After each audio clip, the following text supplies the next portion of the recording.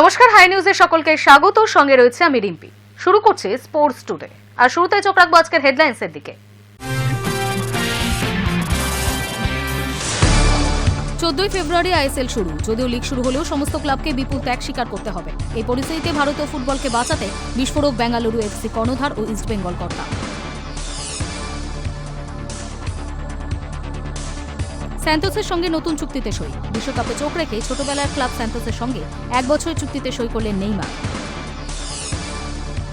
প্রথম 3 টেস্ট হারতে হয়েছিল মাত্র 11 দিনে, তারপর চতুর্থ টেস্টে খানিক অপ্রত্যাশিত জয়।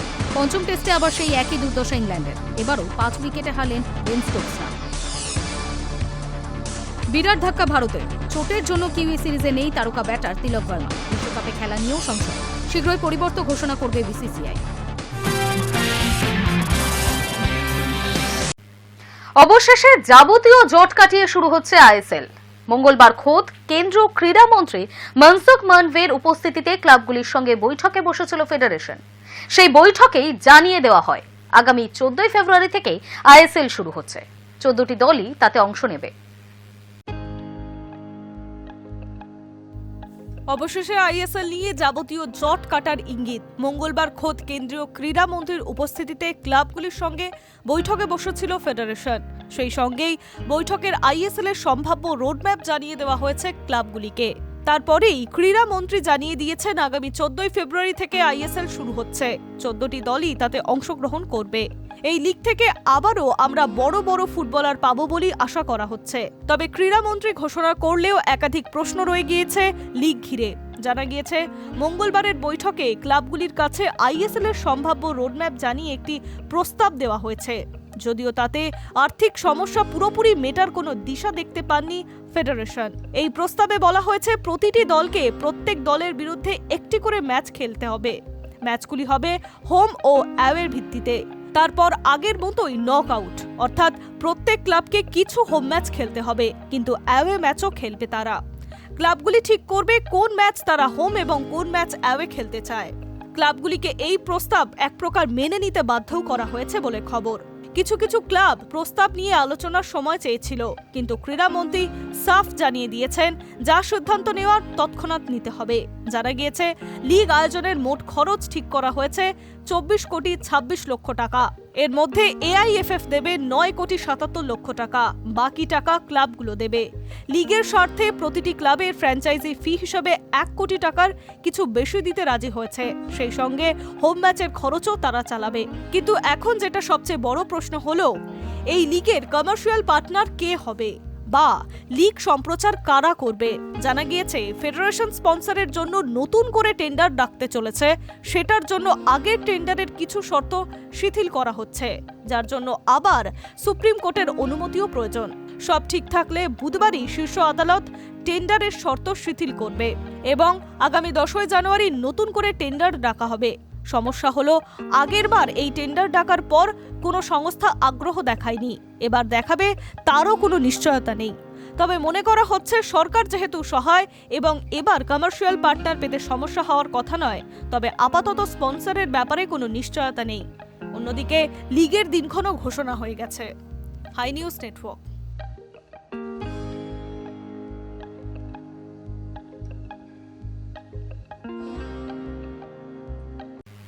14 ফেব্রুয়ারি থেকে 14 দল নিয়ে আইএসএল শুরু হচ্ছে। যদিও লিগ শুরু হলেও সমস্ত ক্লাবকেই বিপুল ত্যাগ স্বীকার করতে হবে। এই পরিস্থিতিতে ভারতীয় ফুটবলকে বাঁচাতে সোশ্যাল মিডিয়ায় বিস্ফোরক বেঙ্গালুরু এফসি কর্ণধার। মুখ খুলেছেন ইস্ট বেঙ্গল কর্তাও। কেন্দ্রীয় ক্রীড়ামন্ত্রী হস্তক্ষেপে অবশেষে কেটেছে আইএসএল এর জট। উপস্থিতিতে ক্লাবগুলির সঙ্গে বৈঠকে বসেছিল ফেডারেশন। তার সঙ্গে মঙ্গলবার বৈঠকে বসেছিল ক্লাবগুলি। সেখানে আইএসএল এর সম্ভাব্য রোডম্যাপ জানিয়ে দেওয়া হয় ক্লাবগুলিকে। 14 ফেব্রুয়ারি থেকে 14 দল নিয়ে আইএসএল শুরু হচ্ছে। যদিও লিগ শুরু হলে সমস্ত ক্লাবকেই বিপুল ত্যাগ স্বীকার করতে হবে। আইএসএল বাঁচাতে হলে কমাতে হতে পারে ফুটবলারদের বেতন। এই পরিস্থিতিতে ভারতীয় ফুটবলকে বাঁচাতে সোশ্যাল মিডিয়ায় বিস্ফোরক বেঙ্গালুরুর এফসি কর্ণধার পার্থ জিন্দাল। মুখ খুলেছেন ইস্টবেঙ্গলের কর্তা দেবব্রত সরকারও। এক স্যান্ডেলে পার্থ জিন্দাল লেখেন, বর্তমান ফরম্যাটে আইএসএল খেলতে গেলে সকল ক্লাবের কাছেই বিপুল ত্যাগ স্বীকার করতে বলা হচ্ছে। যা সত্যি অভাবনীয়। লিগ না হলেও এর পরিমাণ অত্যন্ত উদ্বেগজনক হবে। এই সুযোগে মাননীয় ক্রীড়ামন্ত্রীকে তার হস্তক্ষেপ ও প্রস্তাবের জন্য ধন্যবাদ জানাতে চাই। আশা করি ফুটবলাররা ক্লাবগুলোর ওপর পড়া অতিরিক্ত আর্থিক চাপটা বুঝবেন, তারা ত্যাগ স্বীকার করতেও রাজি হবেন, কারণ আমরা একই সঙ্গে এই পরিস্থিতির মধ্যে রয়েছি। অন্যদিকে ইস্টবেঙ্গলের শীর্ষকর্তা দেবব্রত সরকার জানান, আমাদের ক্লাবের তরফ থেকে সবসময় বলা হয়েছিল লিগ হবে, সেই বিশ্বাসটাও ছিল এবং রয়েছে। তবে আইএসএল নিয়ে বাজেটের প্রভাব ইস্টবেঙ্গলে আপাতত নেই, কাল কি হবে কেউ জানে না। তবে একটা বিষয় খুবই সত্যি কথা, যারা ইনভেস্ট করে তাদের কথাও ভাবতে হবে, আবার খেলোয়াড়দের কথাও ভাবতে হবে। এবার আইএসএল এর অর্ধেক ম্যাচ কমে গিয়েছে। আমি তো শুনছি বেঙ্গালুরু ওদের ফুটবলারদের 20% বেতন কম নেওয়ার কথাও বলেছে। এফসি গোয়াও নাকি একই কথা বলেছে। তবে সত্যি মিথ্যে বলতে পারবো না। ফুটবলাররা যদি খুশি মনে প্রস্তাব গ্রহণ করে তাহলে তো ভালোই। উল্লেখ্য, লিগ আয়োজনে মোট খরচ করা ঠিক হয়েছে 24,26,00,000 টাকা। এর মধ্যে এআইএফএফ দেবে 9,77,00,000 টাকা, বাকি টাকা ক্লাবগুলি দেবে। লিগের স্বার্থে প্রতিটি ক্লাবই ফ্র্যাঞ্চাইজির ফি হিসেবে 1 কোটি টাকার কিছু বেশি দিতে রাজি হয়েছে। সেই সঙ্গে হোম ম্যাচ খরচও তারা চালাবে। ফেডারেশন মূলত সেই টাকা থেকে প্রায় 10 কোটি টাকার মতো ম্যাচ সম্প্রসারণের প্রোডাকশন খরচ দেবে। প্রোডাকশনের বাকি টাকা দেবে ক্লাবরা। ঠিক হয়েছে, এবারের প্রতিযোগিতায় যদি অন্য একটা অ্যাকাউন্ট খোলা হবে, তবে নতুন একটা কমিটিও থাকবে, সেখানে ক্লাব প্রতিনিধিরাই বেশি থাকবে, আর এই অ্যাকাউন্টেই আইএসএল চালানোর জন্য যাবতীয় টাকা জমা পড়বে। High news network. ময়দানকে বেটিং মুক্ত করতে প্রতিবাদ, পদত্যাগ করলেন আইএফ এর সহ সভাপতি সৌরভ পাল। পদের লোভে নয়, ফুটবলের স্বার্থে সাধারণ ফুটবল প্রেমী হিসেবে এই পদত্যাগ বলেই জানিয়েছেন তিনি। মঙ্গলবার বিকেলেই দীর্ঘ সাংবাদিক সম্মেলন করেছিলেন আইএফ এর সহ সভাপতি সৌরভ পাল।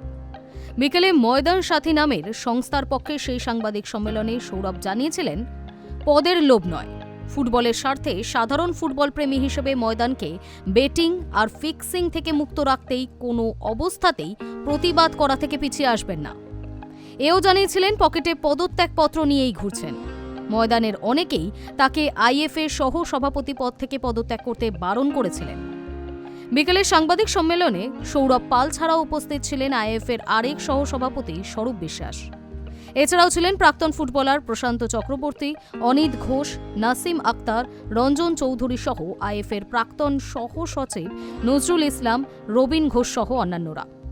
সাংবাদিক সম্মেলনে রবিন ঘোষরা তুলে ধরেন একটি পুলিশি রিপোর্ট, যে রিপোর্টে উল্লেখ করা হয়েছে কয়েকটি ম্যাচের কথা।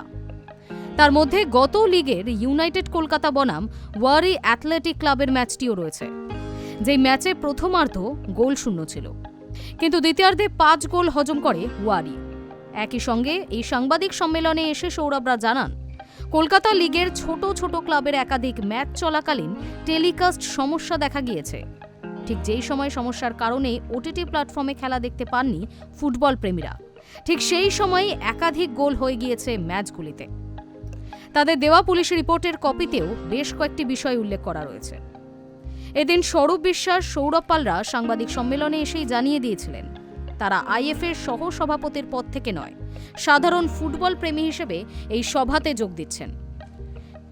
এদিন স্বরূপ বিশ্বাস বলেন, আমরা কখনোই আইএফ এর বিরোধী নই, বাঙালির আবেগের ফুটবল, সেই ফুটবলের ক্ষতি হচ্ছে, তাই আমরা প্রতিবাদে পথে এসেছি। আপনাদের সামনে যে তথ্য প্রমাণ তুলে দিলাম তা কোর্ট থেকে আনতে সময় লাগলো বলেই একটু দেরিতেই সাংবাদিক সম্মেলন হলো। সৌরভ পাল আরও বলেন, আমি পদের লোভী নই। গত 28শে আগস্ট সাধারণ কর্তা হিসেবে আইএফএ কে ফিক্সিং সংক্রান্ত কিছু গুরুত্বপূর্ণ বিষয় জানিয়েছিলাম। সেই দিন সভা করে পুলিশকে জানালে আরও অপরাধীকে ধরতে পারত পুলিশ। সৌরভের পদত্যাগ নিয়ে আইএফএ সচিব অনির্বাণ দত্ত বলেন, ওর মনে হয়েছে পদত্যাগ করবেন, উনি সভাপতির কাছে পদত্যাগ করেছেন, এরপর আলোচনা হবে। তবে ম্যাচ ফিক্সিং রোধে আইএফএ যথেষ্টই সচেষ্ট বলে দাবি করেন আইএফএ সচিব।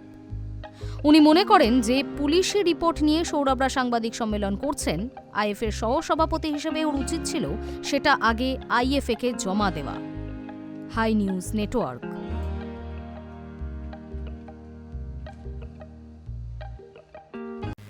স্যান্টোসের সঙ্গে নতুন চুক্তিতে সই, বিশ্বকাপে নেমে অধরা স্বপ্ন পূরণ করতে মরিয়া নেইমার। সাম্প্রতিক অতীতে একের পর এক চোট পেলেও এখনো আশা হারাচ্ছে না ব্রাজিলীয় তারকা। বিশ্বকাপে চোখ রেখেই ছোটবেলার ক্লাব সান্তোসের সঙ্গে 1 বছরের চুক্তিতে সই করেছেন তিনি।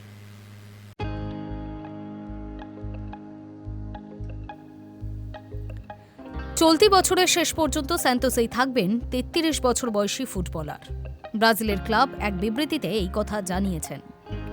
গত বছর তিনি স্যান্তোসে ফিরেছিলেন। ব্রাজিলের শীর্ষ লিগে গুরুত্বপূর্ণ ভূমিকা রেখেছিলেন তিনি। অন্যদিকে শেষ 5 ম্যাচে 5 গোল করে দুটি ছড়িয়েছেন মাঠে।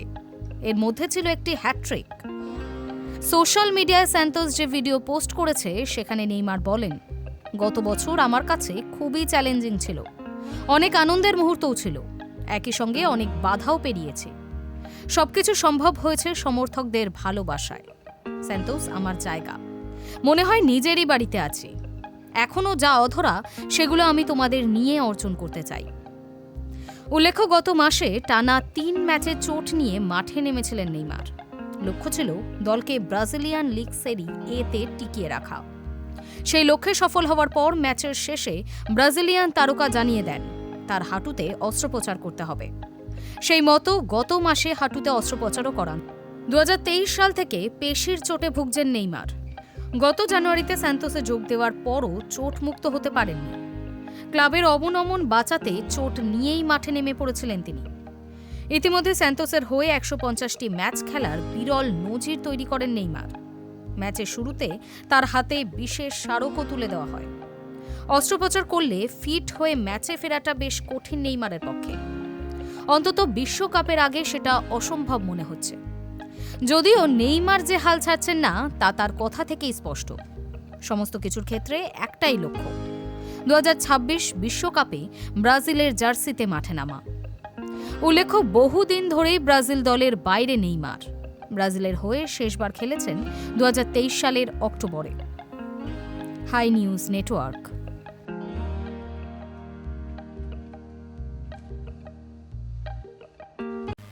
প্রথম 3 টেস্ট হারতে হয়েছিল মাত্র 11 দিনে।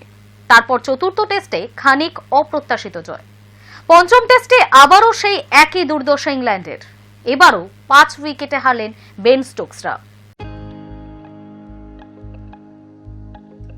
পঞ্চম দিন সকালে নামার আগে দ্বিতীয় ইনিংসে ইংল্যান্ড 8 উইকেট খুইয়ে তুলেছিল 302 রান। লিড ছিল 119। পঞ্চম দিন টেস্ট বাঁচাতে বা জেতার জন্য বড় কোনো মিরাকেলের অপেক্ষায় ছিলেন ইংরেজ সমর্থকরা। যে কাজটা করতে পারতেন জ্যাকব বেথেল। চতুর্থ দিনের শেষে 142 রানে অপরাজিত ছিলেন। কিন্তু একার লড়াই আর কতক্ষণ? তিনি এদিন সকালেই ব্যক্তিগত 154 রানে আউট হয়ে যান। ইংল্যান্ড অল আউট হয়ে যায় 342 রানে। পঞ্চম টেস্ট জয়ের জন্য অজিদের টার্গেট ছিল মাত্র 161। সেই টার্গেটে পৌঁছাতে অস্ট্রেলিয়া সময় নিল মাত্র 31 ওভার 2 বল। এর আগে প্রথম ইনিংসে 384 রানে গুটিয়ে যায় ইংল্যান্ড। নজির করে রুট সেঞ্চুরি করলেও বাকি ব্যাটাররা ডাহা ফেল। ফলে সুযোগ পেয়েও বড় রান তুলতে ব্যর্থ হয় ইংরেজরা। জবাবে অজিরা তুলে দেয় 567 রান। ট্র্যাভিস হেড করেন 163 রান। সেঞ্চুরি করেন স্টিভ স্মিথও। দ্বিতীয় ইনিংসে ইংল্যান্ড লড়াই চালিয়েছে ঠিকই, কিন্তু সেই লড়াই যে যথেষ্ট নয় সেটা চতুর্থ দিনই স্পষ্ট হয়ে যায় ইংল্যান্ডের গোটা টপ অর্ডারের ব্যর্থতায়। হারই ভবিতব্য ছিল, আর সেটাই হলো। 4-1 ব্যবধানে অ্যাসেজ হারেই সম্ভবত ইংল্যান্ডের বাসবল জামানায় সমাপ্তিতেই শিলমোহর পড়ে গেল। সূত্রের দাবি, ম্যাকালামকে বলে দেওয়া হয়েছে অ্যাসেজের জন্য দল যে ঠিকমতো প্রস্তুত ছিল না সেটা স্পষ্ট। সেটার দায় তাকেই নিতে হবে। তাছাড়া দল যেভাবে খেলছে তাতেও খুশি নয় ইসিবি। এমনকি দেশের অন্দরের পরিবেশও ভালো না। এই পরিস্থিতি দ্রুত না বদলালে তার বিরুদ্ধে ব্যবস্থা নেওয়া হবে। শোনা যাচ্ছে ড্রেসিং রুমেও অনেকে ম্যাকালামের ওপর আস্থা হারাচ্ছেন। ফলে পরিস্থিতি যেদিকে গড়াচ্ছে তাতে অ্যাসেজের পর নিজেই পদত্যাগ করে দিতে পারেন প্রাক্তন কিউই তারকা। Hi news network.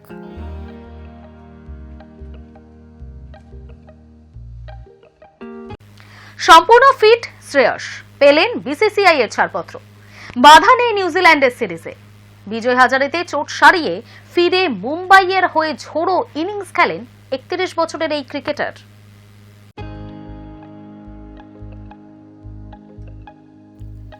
পুরোপুরি সুস্থ শ্রেয়স আইয়ার অস্ট্রেলিয়ার বিরুদ্ধে ভয়ানক চোট পেয়েছিলেন। মনে করা হয়েছিল অন্তত 3 মাস সময় লাগবে মাঠে ফিরতে, কিন্তু 2 মাসের মধ্যেই ফিট হয়ে গিয়েছেন তিনি। বিসিসিআই এর ছাড়পত্র পেয়ে গেলেন 31 বছরের এই ক্রিকেটার। সেন্টার অফ এক্সেলেন্স তাকে সম্পূর্ণ ফিট ঘোষণা করেছে। ফলে আসন্ন নিউজিল্যান্ড সিরিজে তার খেলার ব্যাপারে কোনো অনিশ্চয়তা রইল না। 11 জানুয়ারি থেকে শুরু হতে চলেছে কিউইদের বিরুদ্ধে 3 ম্যাচের ওয়ানডে সিরিজ। এর জন্য ইতিমধ্যেই দল ঘোষণা করেছে ভারত। সেখানে শর্ত সাপেক্ষে সহ অধিনায়ক রাখা হয় শ্রেয়সকে। তবে সিইও তাকে ফিট ঘোষণা করায় আসন্ন সিরিজে এই নীল জার্সিতে মাঠে নামতে চলেছেন তিনি। বিজয় হাজারেতে চোট সারিয়ে ফিরে মুম্বাইয়ের হয়ে 82 রানের ইনিংস খেলেন শ্রেয়স আইয়ার। তিনি প্রমাণ করেন ফর্ম টেম্পোরারি, ক্লাস পার্মানেন্ট। চোটের জন্য দীর্ঘদিন দলে ছিলেন না। জাতীয় দলে ফেরার জন্য বিজয় হাজারে ট্রফিতে ফিটনেস পরীক্ষা দিতে হতো। শুধু ফিটনেস পরীক্ষা নয়, রানের পরীক্ষাতেও সসম্মানে উত্তীর্ণ তিনি। আর বুধবার তাকে ফিট ঘোষণা করা হয়। চোটের জন্য বিসিসিআই এর সেন্টার অফ এক্সেলেন্সে ছিলেন তিনি। সেখানেই দ্রুত ফিট হয়ে উঠেছেন। রিটার্ন টু প্লে ম্যাচ সিমুলেশনও হয় তার। 50 ওভারের সেই ম্যাচেও খেলেন শ্রেয়স। এরপর 6 জানুয়ারি বিজয় হাজারে ট্রফিতে হিমাচল প্রদেশের বিরুদ্ধে মুম্বাইয়ের হয়ে নেমে 53 বলে 82 রান করেন। মারেন 10টি 4 ও 3টি 6। এমন দুর্ধর্ষ ইনিংসের পর মেডিকেল টিম তাকে সবুজ সংকেত দিয়েছে। সবকিছু ঠিকঠাক থাকলে নিউজিল্যান্ডের বিরুদ্ধে 4 নম্বরে ব্যাট করতে নামবেন তিনি। High news network. বিরাট ধাক্কা ভারতের। চোটের জন্য কিউই সিরিজে নেই তারকা ব্যাটার তিলক ভার্মা। বিশ্বকাপে খেলা নিয়েও সংশয়। শীঘ্রই পরিবর্তন ঘোষণা করবে বিসিসিআই।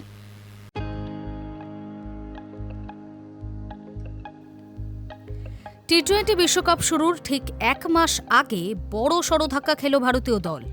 গুরুতর চোটের জন্য নিউজিল্যান্ড সিরিজে সম্ভবত খেলা হচ্ছে না তারকা ব্যাটার তিলক ভার্মার। এমনকি বিশ্বকাপের শুরুর দিকে তার খেলা নিয়েও সংশয় রয়েছে।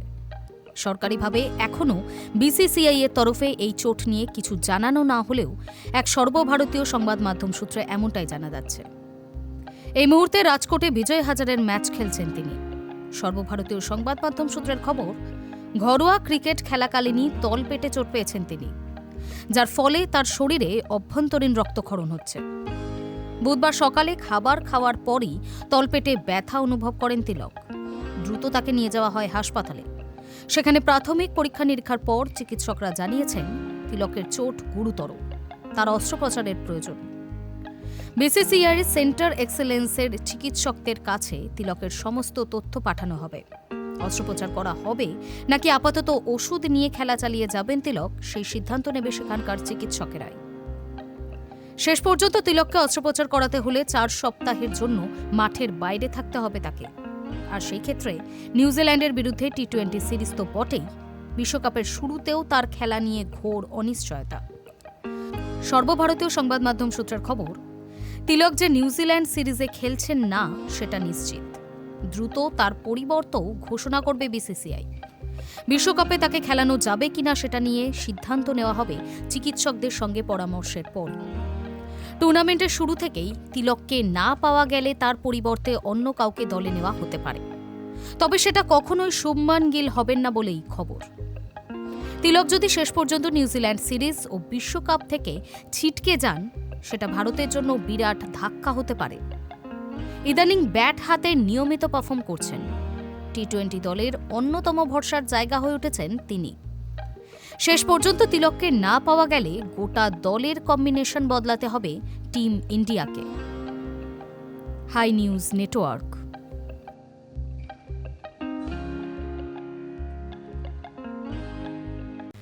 আইসিসির নির্দেশের পরে ডিগবাজি।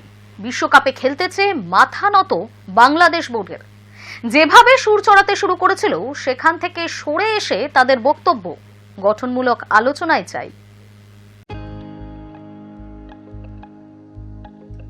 বাংলাদেশ যে টি-20 বিশ্বকাপ খেলতে ভারতে আসবে না সেটা জানিয়ে দিয়েছে বাংলাদেশ ক্রিকেট বোর্ড। তাদের ম্যাচ অন্যত্র নিয়ে যাওয়ার আর্জি জানিয়ে আইসিসিকে চিঠি দিয়েছে বিসিবি। নিরাপত্তার বিষয়টাকেই গুরুত্ব দিচ্ছে বাংলাদেশ বোর্ড। এই নিয়ে আইসিসি থেকেও জবাব দিয়েছে। আর সেই চাপেই মাথা নত বিসিবির। যেভাবে সুর চড়াতে শুরু করেছিলেন সেখান থেকে সরে এসে তাদের বক্তব্য, গঠনমূলক আলোচনায় চাই।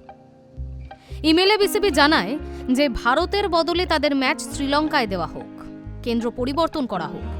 কিন্তু বাংলাদেশ বোর্ডের দাবিতে সম্মতি নাও দিতে পারে আইসিসি। জয়শা আর আইসিসির সঙ্গে যে কথা হয়েছে তা জানিয়েছে বিসিবি। এর মধ্যে জানা যায় মুস্তাফিজুরদের ভারতে খেলার জন্য কার্যত চরম বার্তা দিয়েছে আইসিসি, না হলে পয়েন্ট কাটা যাবে। বাংলাদেশ বোর্ড কিন্তু সেটা স্বীকার করছে না। তাদের তরফ থেকে জানানো হয়েছে বিশ্বকাপে যোগ দেওয়ার বিষয়টা নিয়ে বোর্ড আলোচনার মাধ্যমে একটি বাস্তবসম্মত সমাধানে পৌঁছাতে চায়। এক্ষেত্রে আইসিসির সঙ্গে পেশাদারিভাবে ও গঠনমূলক আলোচনার মাধ্যমে যোগাযোগ রাখতে চায়। বাংলাদেশ ক্রিকেট বোর্ড ক্রিকেটারদের নিরাপত্তা ও সুরক্ষার বিষয়টিকে অগ্রাধিকার দিতে অঙ্গীকারবদ্ধ। তবে বিসিবি দেখছে অনেক সংবাদ মাধ্যমে বলা হচ্ছে আইসিসি থেকে ভারতে খেলার জন্য চরম বার্তা দেওয়া হয়েছে, সেটা সম্পূর্ণ ভুল। তাহলে হঠাৎ কেন অবস্থান থেকে সরে এলো তারা? শুরুটা করেছিল ভারতে খেলবো না এই দাবিতে। এখন বাস্তবসম্মত সমাধান ও তাদের বিশ্বকাপে অংশগ্রহণ প্রক্রিয়া যেন মসৃণভাবে হয় সেটাই চাইছে তারা। ফলে অনেকের মতে আইসিসি কড়া অবস্থান নিয়েছে বলেই মাথা নত করতে বাধ্য হচ্ছে বিসিবি। ফেব্রুয়ারি-মার্চে ভারতের টি-20 বিশ্বকাপ। ঘটনাচক্রে বাংলাদেশের ম্যাচগুলো পড়েছে কলকাতার ইডেন গার্ডেন্সে, অর্থাৎ কেকেআরের ঘরের মাঠে। কিন্তু পরিবর্তিত পরিস্থিতিতে ভারতে খেলতে রাজি নয় বাংলাদেশ বোর্ড।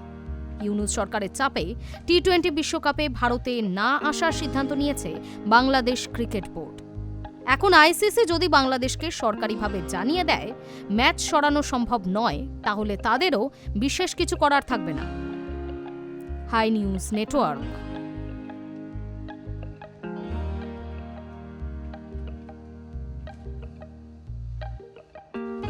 স্পোর্টস টুডে এখনকার মতো এই পর্যন্তই। খেলার দুনিয়ার বিভিন্ন আপডেটের সাথে থাকতে চোখ রাখুন হাই নিউজে।